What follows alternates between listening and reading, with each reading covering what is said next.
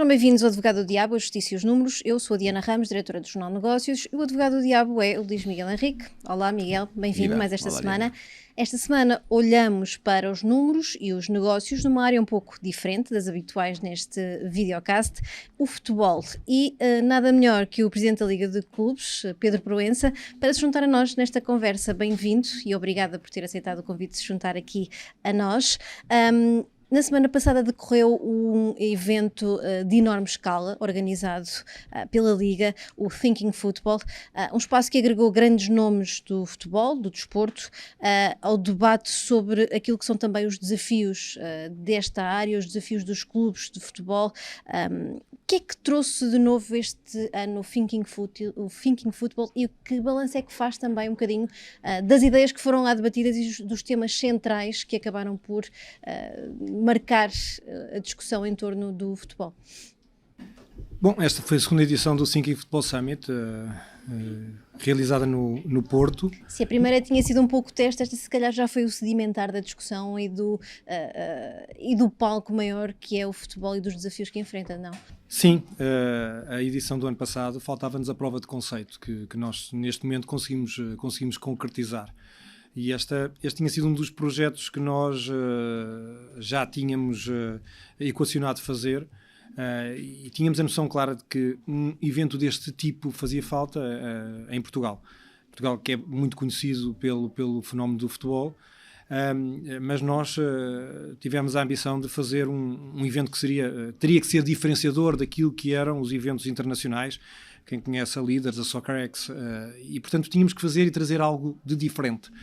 E eu penso que este Thinking Football Summit, que fizemos esta segunda edição, que direi que foi um sucesso, mais de 20 mil pessoas a assistir, foram mais de 30 países diferentes a origem dos oradores, mais de 200 oradores, foi um sucesso.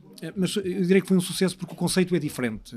Se é verdade que por esse mundo fora existem estes tipos de summit, mas onde pura e simplesmente ou é só virado para as marcas de um lado ou é só virado só para a parte da reflexão, este Thinking Football Summit organizado em Portugal consegue juntar aquilo que eu digo que é um triângulo. Não só conseguir ter esta capacidade de trazer os melhores oradores para refletir sobre a indústria do futebol, ponto número 1. Segundo vértice deste triângulo é ter a capacidade de trazer os patrocinadores e as marcas para também elas poderem ir apresentando muito no conceito até de empresas que estão em momento de startup, mas uma terceira dimensão que para nós é fundamental, que é o fan engagement, que é poder trazer a parte experimental ao adepto, àquele que quer e que gosta do futebol, porque verdadeiramente é uma das... refletir, mas também envolvê-lo com outras estratégias. Do ponto de vista da reflexão, que áreas é que foram aqui também mais marcadas pela discussão que decorreu naquela semana no Porto? O que é que foram os eixos centrais? Os temas foram inúmeros, desde, obviamente, o grande tema da atualidade, a centralização dos direitos, a discussão da indústria do futebol enquanto geradora de riqueza, as boas práticas e os modelos de governance fundamentais para a credibilização de qualquer setor, e o futebol nisso tem que também assumir um virar de página, e depois diversas temáticas, onde eu também levaria aqui também a questão da responsabilidade social, onde também fizemos o primeiro Congresso Internacional das Fundações do Futebol. E, portanto, foram inúmeros, foram mais, como eu disse há pouco, mais de 200 oradores. Também a possibilidade de nós podermos ter trazido os 6 maiores presidentes, ou 6 presidentes das 6 maiores sociedades desportivas, podendo refletir um bocadinho aquilo que são as dinâmicas do próprio futebol atual. E, portanto, eu direi que foram 3 dias cheios de discussão e de bons temas que culminaram com uma reflexão, para mim, muitíssimo importante e muitíssimo profunda. Miguel, este é um ano diferente para o futebol, para a atualidade do futebol. Se é um ano diferente para a atualidade do futebol. Para já temos uma novidade com uma liga a tentar ser tão competitiva como as ligas europeias. Por exemplo, se este é um ano diferente também por isso. Sinceramente, eu não consigo dizer se ela é tão diferente assim, até porque há problemas. Há uma visão diferente, ok? Pelo menos começa-se a ver alguma visão diferente em relação agora. Há alguns problemas e há algumas questões que elas continuam lá enraizadas e que não são de não são de fácil cura. E isso percebe-se, ok? Mas pelo menos este evento foi um bocadinho isto, e só voltando um bocadinho atrás e fazer aqui uma declaração de interesse. Eu fui um dos 200 oradores, quer este ano, quer o ano passado, e senti já o ano passado, enquanto primeiro evento, e tenho alguma experiência até não só nacional, mas internacional, até enquanto consumidor, de um evento bem pensado, bem produzido e bem entregue. Muitas vezes, às vezes, os eventos são bem pensados e mal entregues, mas aqui não é o caso. Da primeira para a segunda edição, ainda uma evolução melhor e cada vez mais a capacidade de fazer. É muito raro um evento em 2 edições conseguir logo marcar uma agenda e ficares à espera das edições seguintes, e tem ali um potencial enorme ainda de crescimento, seja a nível nacional, seja a nível internacional. Vai ficar e marcar a agenda, e daí os parabéns à Liga. Escrevi esta semana no Record em relação a isso, e tenho isso, apesar da declaração de interesse por ter feito parte, podia ter um sentido crítico bem distinto. Já fiz parte de alguns eventos, não quero voltar a repetir, este não é o caso. Em relação ao ser um ano diferente para a Liga, talvez seja um primeiro ano zero de um conjunto de coisas. E para o futebol que até, nomeadamente, nos próximos 2 anos, garantidamente é um ciclo diferente.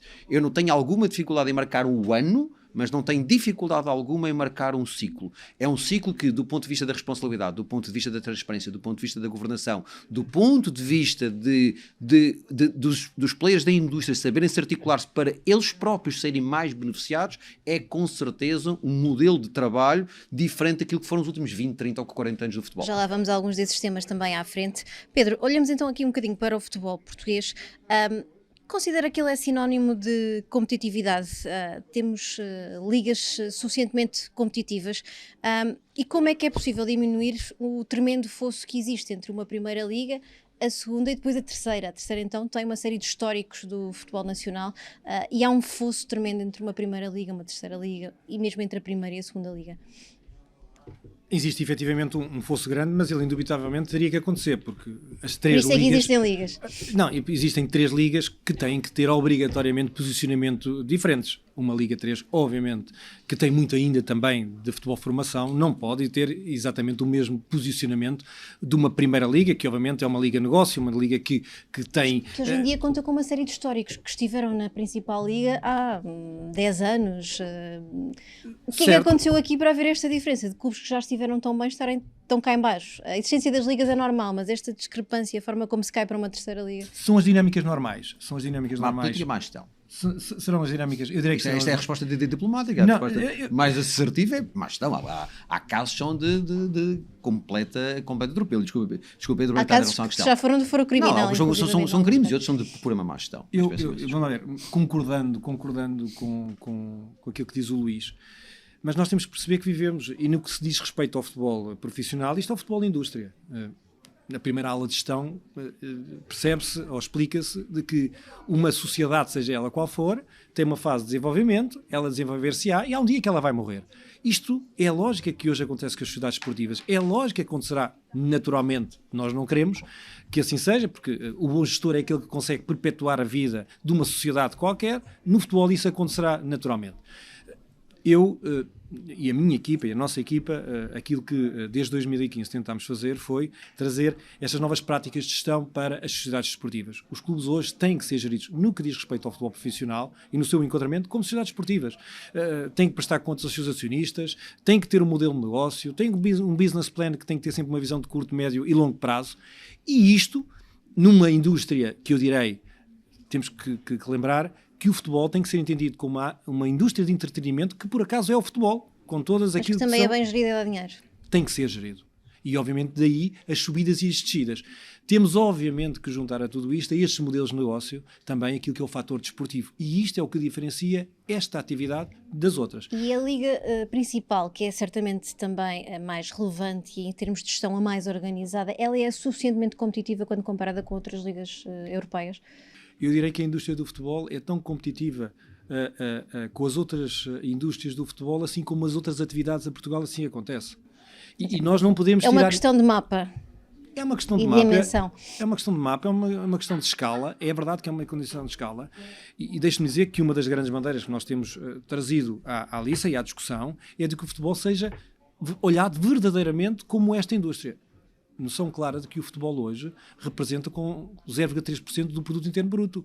São mais de 200 milhões de euros que são pagos em impostos anualmente. E é isto que é transmitido pelo relatório da UI no nosso anuário. E, portanto, esta indústria tem que ser olhada nesta perspectiva. eu digo isto variedíssimas vezes, que a indústria é que concorre no mercado europeu na 6ª ou 7ª posição com outras indústrias do setor. E o futebol faz isto. É verdade, há um caminho, há um espaço, tem que ser muito mais profissionalizado, as lógicas de gestão têm que ser implementadas de outra forma, mas a verdade é que hoje existe uma regulamentação que obriga, nomeadamente as sociedades esportivas, até pelos seus modelos de licenciamento e para estarem nesta atividade, que não existia há um par de anos. Miguel, os grandes clubes portugueses estão muito dependentes das receitas das competições europeias, sobretudo porque sabemos que no próximo ano até haverá menos clubes com acesso direto e essas receitas vão ser muito menores, ou um deles pelo menos é que será mais beneficiado em relação aos outros. Estão de forma direta e estão de forma indireta. As receitas ordinárias não chegam para pagar os custos operacionais e a partir daqui são receitas extraordinárias que são necessárias e essa variável, a variável do acesso, nomeadamente... Mas a lógica é sempre muitas transferências, formar para vender transferências, mas a questão das transferências é que tu tens. O problema é que tu estás, nem as duas ligas, seja a Liga Europa e a Liga, já para não falar da Liga Conferência, mas é outra questão, que é um problema, criou-se um problema de repente de uma determinada ideia que até poderia ter tido um bom sentido, para Portugal tornou-se um problema, mas em relação quer à Liga Europa, quer em relação à Champions, não é exatamente a mesma coisa, nem só de forma direta, nem de forma indireta. Porquê? Tu quando tens exatamente o mesmo jogador, exatamente no mesmo clube, seja Benfica, Porto ou Sporting, a jogar na Champions ou a jogar na Liga Europa, o potencial de valorização dele no final da época não é igual. Então, tu tens um impacto direto em relação à receita, com a qualificação, pelas eliminatórias, mas tão mais importante do que esse é depois. Não são esses 10 ou 15 milhões ou 20 milhões a mais que possam vir, são 10 ou 15 milhões em cada 1 ou 2, 3 jogadores que possam ser vendidos, que representam tanto ou mais do que a própria receita direta que vem. Quando falas globalmente, isso sim é um impacto enorme e uma dependência muito grande em relação, particularmente, aos três clubes, e agora com o Braga, portanto, Benfica, Porto e Sporting, e com o Braga cada vez mais a posicionar-se para, de forma cíclica... Também à procura dessas receitas. É esse o objetivo, não declarado, não assumido. António Salvador está numa clara política de gestão de expectativas, portanto, não promete muito para conseguir sempre surpreender, mas conheço o suficientemente tempo para saber que o olho está lá e os rivais têm que se pôr a pau. Portanto, são muitas pessoas para uma só cadeira e isso depois tende a agravar um conjunto de outros problemas, até porque, independente daquilo que o Pedro está aqui a dizer, ainda que haja modelos de gestão pensados, o problema é que estes clubes, os 4 em particular, têm ainda uma lógica associativa. Então os presentes falam muito para o eleitor e não apenas para o acionista. E isto são lógicas de funcionamento e lógicas de comunicação terríveis que acabam por contaminar e torpedear o próprio trabalho que muitas das vezes quem está a liderar a indústria acaba por ter que fazer. O Pedro Proença, recentemente, numa mensagem que publicou no site, diz que os clubes portugueses fazem verdadeiros milagres.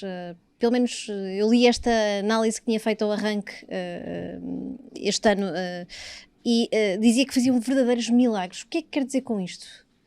Porque quando comparadas as realidades nacionais com aquelas que são as realidades europeias, se eu enunciar um conjunto de variáveis, e estávamos aqui a falar há pouco, os clubes têm 3 rúbricas hoje nas suas contas que marcam a diferença. A participação em competições internacionais, claramente, a questão dos direitos televisivos e aquilo que advém, e obviamente aquelas que são chamadas as receitas extraordinárias, que é a alienação dos jogadores, que acontece normalmente em fecho de mercado.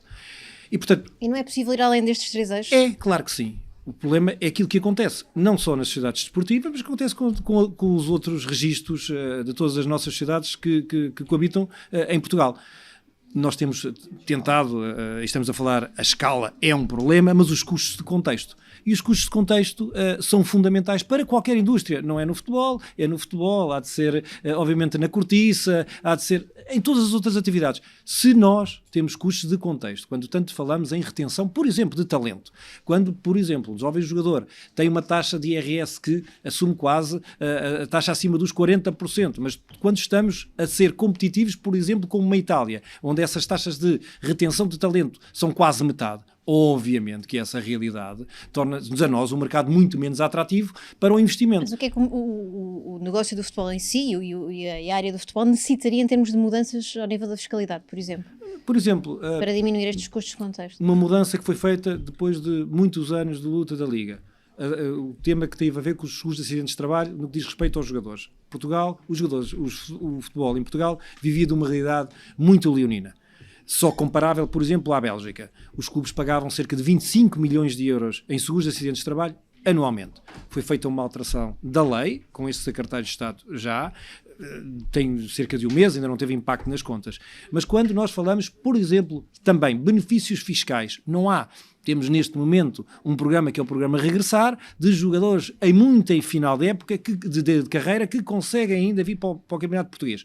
Estas realidades, entre outras, que agora não seria extremamente exaustivo estar aqui a falar delas, mas se nós não olharmos para isto, numa primeira vertente, o mercado português tem um posicionamento, o mercado futebolístico português tem um posicionamento claro. Nós somos gerador de talento, nós somos um mercado que subsidia aquilo que é o primeiro mercado da indústria do futebol, as Big Five. Temos de ter a clara noção disso. Nós somos uma média liga, temos muita dificuldade em chegar a outro patamar. E quando eu digo que fazemos milagres, é que desportivamente nós conseguimos ter, por exemplo, este ano, pela terceira época consecutiva, 3 equipas na fase de Champions. E isto, se formos colocar isto nas Big Five, não acontece com estas ligas. E, portanto, quando eu digo fazemos milagres, é, dentro destes custos de contexto, conseguir projetar as ligas portuguesas nesta realidade e neste ecossistema, já para não falar aquilo que nós fazemos também, ao nível das seleções, direi que a nossa escala é o que é, somos 10 milhões de habitantes, mas somos um país verdadeiramente gerador de talento. Miguel, já falámos aqui um bocadinho de como é que a Liga compara com outras ligas europeias, mas há aqui o risco de se tornar numa mera fábrica de formação de talentos para os grandes clubes europeus? Não, sinceramente não. Eu acho que há capacidade para... acho que há muito espaço para evoluir, e deixa-me regressar mais uns minutos atrás, que é para dizer, não há muitos setores da economia portuguesa em que em que Portugal se posicione, eu já não digo dos 6 ou 7, top 10. Vamos a ver em que áreas, em que setores da economia nós temos. Em que áreas e setores, e talvez, lembro-me agora aqui em relação à indústria automóvel, na banca tivemos o Duarte Osório, mas nós não temos assim tanta gente que se posicione como líder número 1, como teve Cristiano Ronaldo, como durante muitos anos foi Mourinho, como é claramente Jorge Mendes. No futsal, portanto, nós temos uma indústria que é tão bonita, mas tão bonita e tão válida, que ela realmente tem que ser mais acarinhada. Acarinhada de quem está por dentro e acarinhada de quem está por fora. Acho que há muito trabalho por fazer para algo que ainda é um diamante por lapidar. É verdade que temos um problema de escala, é verdade, mas isso só obriga a um conjunto de oportunidades. Eu lembro perfeitamente quando nós tivemos a Troika, há 10 anos atrás, que os grandes desafios eram os empresários portugueses exportarem. E realmente os agentes, quando sentiram essa necessidade, conseguiram ultrapassar. O futebol não é diferente. Quantas vezes é que essas receitas também não passam por Portugal? Isso é outra, isso é a questão do planeamento. Que é uma questão também associada ao futebol pelos grandes volumes de dinheiro que tu hoje em dia tens um controle.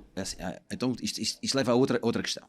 Há, com certeza, modelos há duas coisas que eu acho que ainda é preciso trabalhar claramente. Um deles ainda é muito no modelo de governação das SADs, exatamente porque elas não têm assim tanto, nomeadamente ao nível de tudo o que é fiscalização, tudo ao nível que é auditoria, nomeadamente que é um conjunto de contas, ainda há muita coisa opaca que acontece dentro dos clubes e não tanto das SADs, porque grande parte destas SADs são os clubes que as controlam, e a nível associativo as coisas não são tão claras assim, ainda há muito por fazer.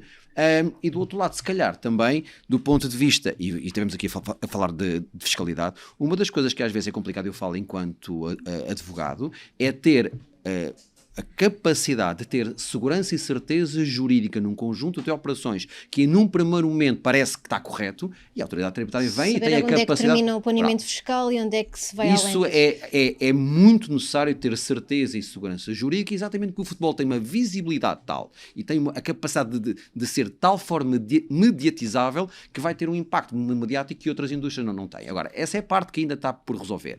Se me perguntar se é do ponto de vista do que é que ela ainda pode ser feito. Há muito pode ser feito e pode ser valorizado. Eu não tenho dúvida nenhuma.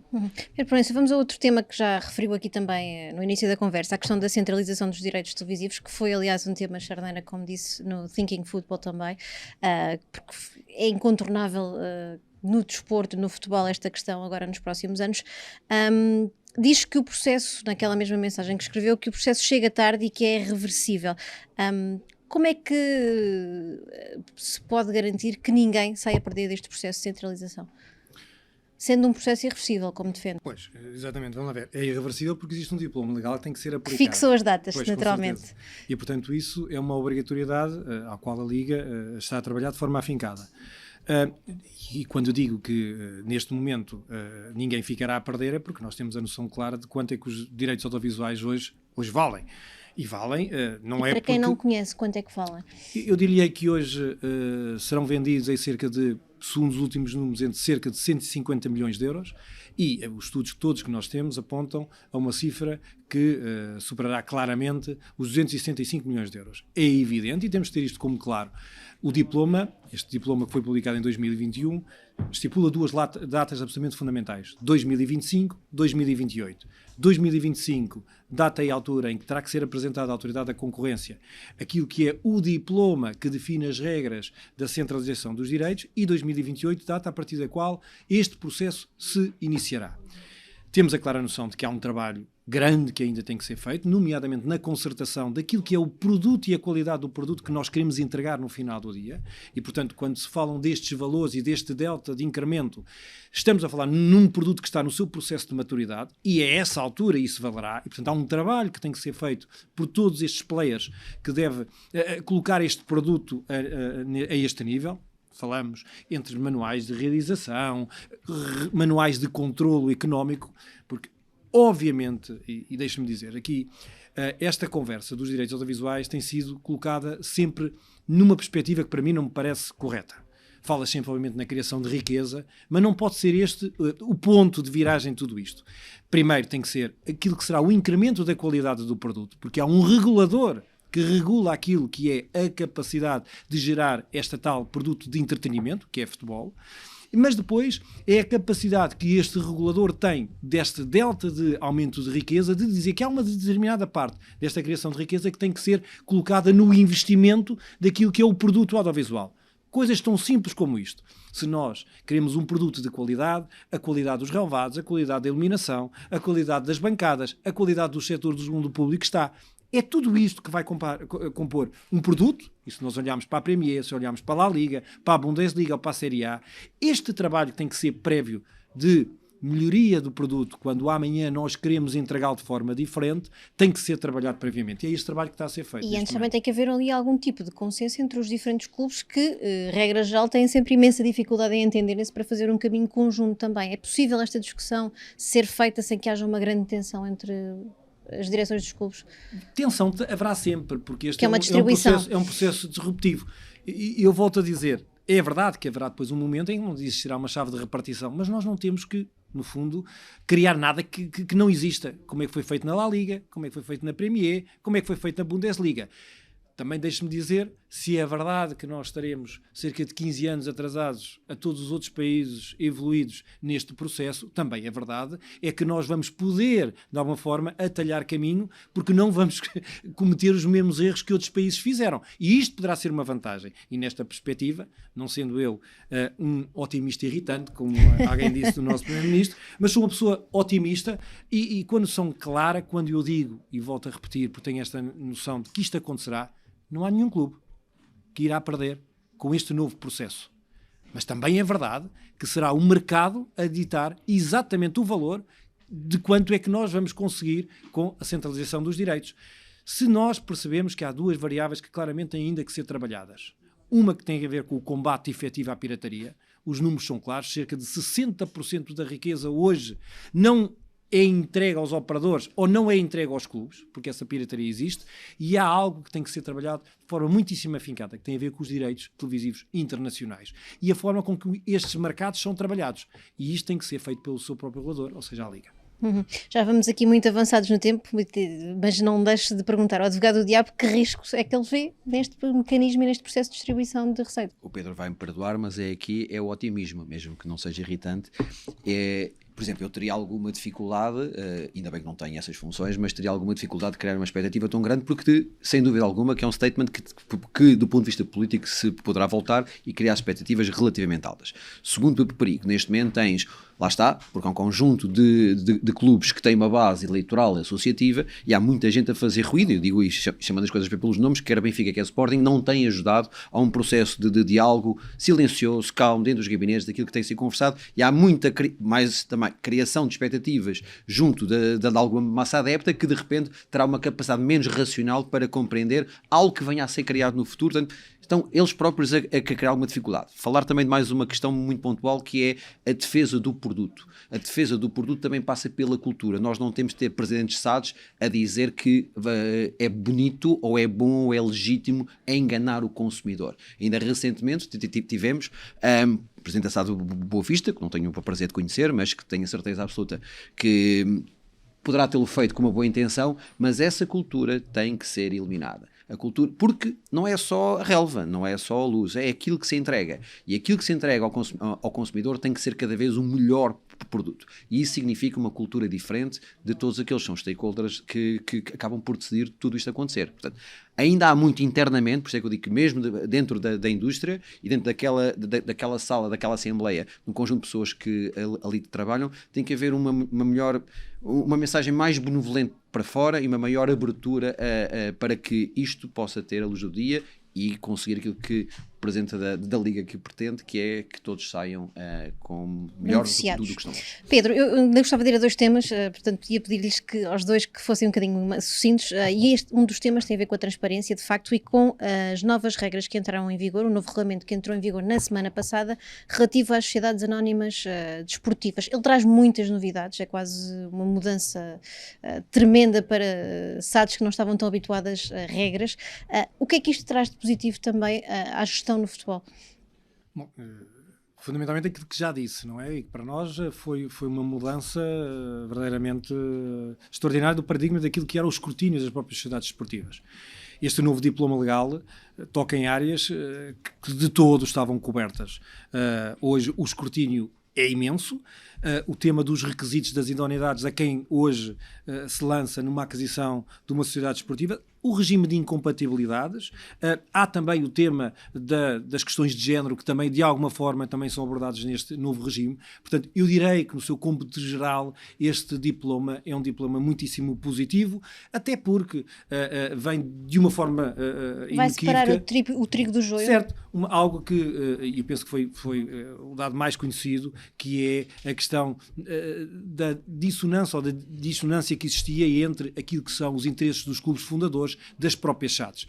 Obviamente que a Liga tinha vontade de que isto fosse mais à frente, a entidade reguladora destes princípios, que obviamente na ótica da Liga deveria ter ficado na comissão de auditoria, que tão bons serviços têm prestado ao futebol, com as decisões difíceis que têm tomado, nomeadamente no licenciamento dos clubes, e portanto era a nossa perspectiva que esta responsabilidade não ficasse numa entidade como aquela que ficou, mas que ficasse na própria comissão de auditoria. Mas eu direi que é um bom diploma para aquilo que há bocadinho, e falava muito bem aqui o Luís, que é na certeza e na segurança jurídica que vai dar àqueles que serão os novos investidores no futebol português. Miguel vai trazer mais transparência, sobretudo aqui as questões relativas à idoneidade. Eu ainda não tinha o palco que tenho mediático nos últimos anos e mesmo eu dizia, porque eu trabalhei muito na banca e dizia que não pode ser presidente de um clube quem quer, não pode ser administrador de um clube quem quer, tal e qual como na banca. Eu não posso comprar um banco e a partir daquele momento é igual. Porque o risco, lá está, o risco do impacto social, o risco do impacto financeiro, que é ter um clube de futebol, é perigoso. Então tem que haver um conjunto de cuidado. Deixa-me só dizer o seguinte, que parece-me a mim que, estando este diploma quase perfeito, ficou ali a faltar, e de quem já fez este trabalho durante muitos anos, a identificação do último beneficiário efetivo. Isto é necessário, porque muitas das vezes a construção em cascata de um conjunto de sociedades, nomeadamente sociedades estrangeiras, vai conseguir não tapar tudo. E faltou ali qualquer coisa que tenha a ver com o registro do último beneficiário efetivo do BIO das sociedades, que nomeadamente, lá está, nos bancos é obrigatório até para abrir uma conta bancária, e aqui ficou ali mas acho que lá para a frente é um caminho que já se foi fazendo. Uma última questão para os dois, e não posso deixar de ir aqui um bocadinho à polémica que também tem marcado este arranque da época, que é a questão do vídeo-árbitro. O que é que trouxe de benéfico, de facto, ao futebol, e porque é que existe esta contestação, e está ou não a ser prejudicial também neste arranque de época, a discussão que se está a fazer mais centrada na decisão do vídeo-árbitro do que em tudo o resto, que são questões relacionadas com a Liga e com a prática do futebol em si? Bom, eu 2 ou 3 notas muitíssimo importantes, até porque é uma área que me diz muito, da área de onde eu venho, e portanto... E uma área que mudou muito também desde que... Mudou muito, e eu começaria mesmo por aí. Eu acho que hoje temos que ter como claro que a videoarbitragem é uma ferramenta absolutamente extraordinária para a defesa da verdade esportiva, e portanto o erro grosseiro, na minha até perspectiva como ex-árbitro, acontece hoje.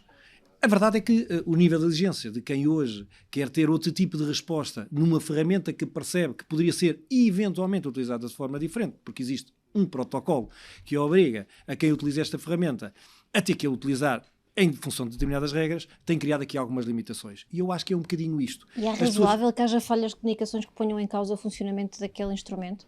Não era aquilo que nós quereríamos, e obviamente a Liga coloca-se numa posição de que é receptora de um serviço que é a arbitragem e para o qual paga, e portanto, nessa perspectiva, todos nós queríamos que as coisas pudessem ser diferentes. Mas esta é uma realidade que aconteceu já na Champions, que aconteceu em outros campeonatos. Quereríamos que não acontecesse? Claro que sim. Agora, a verdade é que nós estamos num processo de transição. A videoarbitragem, de repente, passou a ter um quadro específico de videoárbitros. Passou a ter que ter meios tecnológicos que, de repente, não fazem só a cobertura dos 306 jogos da Primeira Liga, mas faz os 306 jogos também da Segunda Liga. Eu acho que este processo cresceu de uma forma que, obviamente, estamos hoje a conviver com aquilo que eu chamo as dores de crescimento. Agora, a verdade seja dita, hoje vivemos numa realidade em que o erro grosseiro desapareceu e muito da nossa discussão. É evidente que, enquanto adeptos, nós quereremos sempre que isto seja perfeito, mas o mundo perfeito não existe. Miguel, muito rapidamente, isto vai ser um tema de discussão até ao final da época?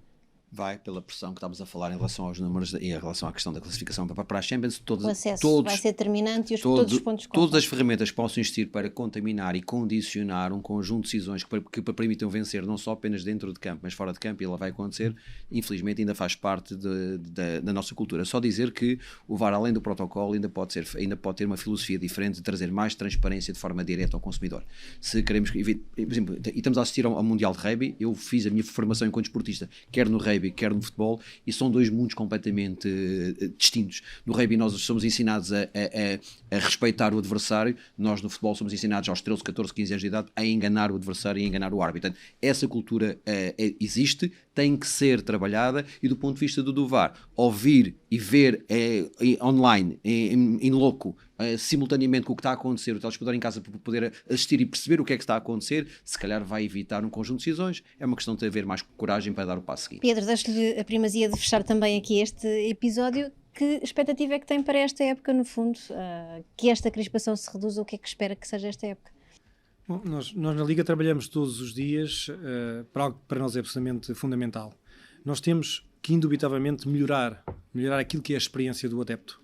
O futebol não existe sem adepto, e recordarmos que, se o processo de pandemia, se houve algo que nos ensinou, é que o futebol não faz sentido sem público. E, portanto, por isso, esta época ficará, para nós, claramente marcada pelo futebol és tu. O futebol és tu que estás no estádio, és tu que consomes o futebol, e é para ti que nós trabalhamos. E, portanto, uma palavra positiva, temos a noção clara de que o futebol é paixão, mas essa paixão tem que ser contida, e naquilo que eu digo sempre aos clubes, nas minhas assembleias gerais, os clubes são adversários nos 90 minutos, em tudo o resto são parceiros. Muito bem. Obrigada, Pedro Proença, por ter aceitado este convite. Foi um gosto tê-lo aqui no videocast do Advogado do Diabo. Obrigada, Miguel, por mais esta análise. Até para a semana.